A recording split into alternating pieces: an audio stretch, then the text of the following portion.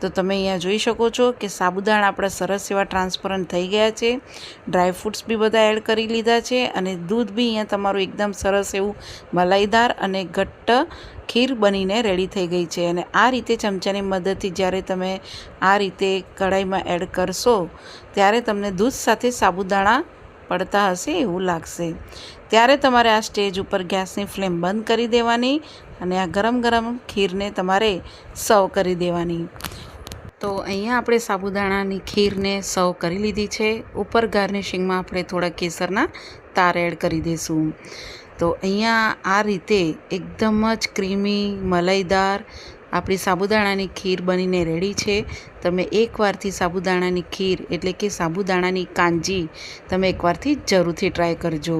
અને આ એકદમ હલકું હોય છે ખાવામાં, વ્રત કે ઉપવાસ હોય ત્યારે તમે એકવારથી ટ્રાય કરજો। આની સાથે તમને પૂરી